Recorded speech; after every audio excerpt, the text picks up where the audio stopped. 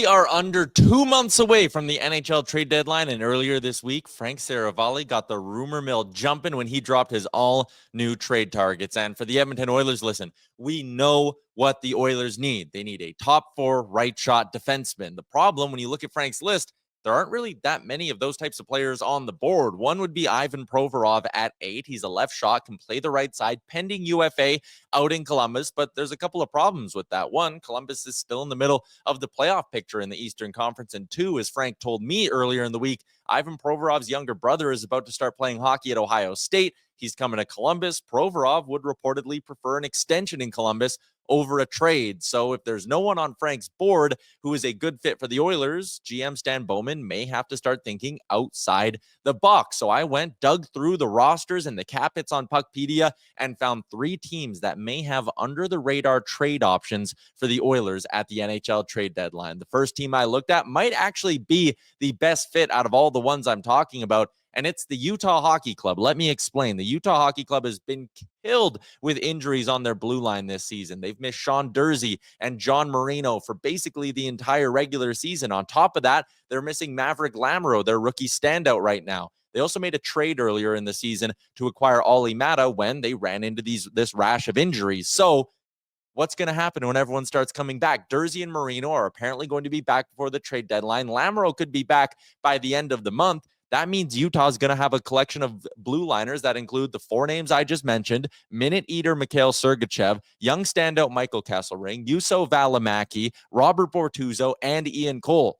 That's a lot of defensemen. They can't keep all of those guys on their roster. Now, I guess they could send a guy like Lamoureux back down, but they've reportedly loved what he's been doing on the back end. So could a piece shake loose in Utah? And if I'm Stan Bowman and I'm calling GM Bill Armstrong, I'm not even picky. I love Sean Durzi, although I doubt they move him. John Marino's a guy with term who has a history with Edmonton. Granted, not a great one, but that could be a guy the Oilers look at. Or what about a reunited look with Michael Kesselring, who they moved a couple of deadlines ago in the Nick Bukestad deal?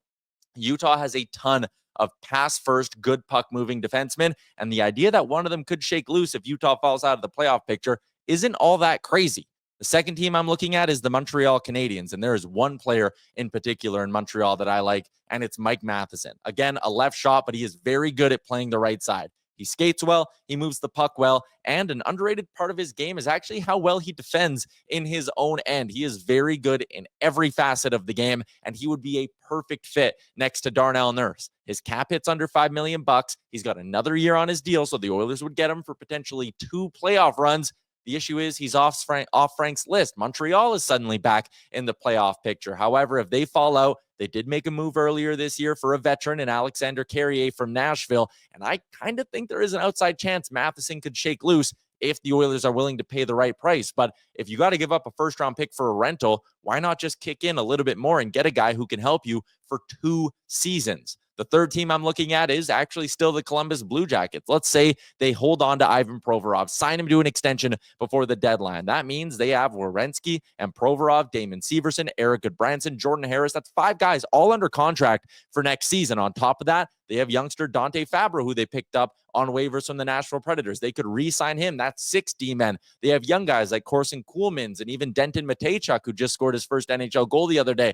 There's a lot of defensemen in Columbus. If they sign Provorov, why couldn't a guy like Damon Severson potentially shake loose? He comes with a ton of term, a $6.25 million cap hit on a deal that goes all the way until 2031. I highly doubt Columbus moves him just a couple of years after signing him to that long deal, but as some other young defensemen start to come up through their system, maybe they'd be open if the right price is paid. And again, for the Oilers, why not pay that price if you're going to get a guy for the next 5 or 6 seasons? A handful of names, none that are really out there in the rumor mill, but nonetheless, they could be under the radar options that Stan Bowman could be looking at this deadline season. What's up, Nation citizens? If you like that video, then you need to be subscribed to the Oilers Nation YouTube. Podcasts, live shows, exclusive interviews, and analysis. Everything you need from your favorite voices at Oilers Nation. And you don't want to miss any of it, so hammer that subscribe button.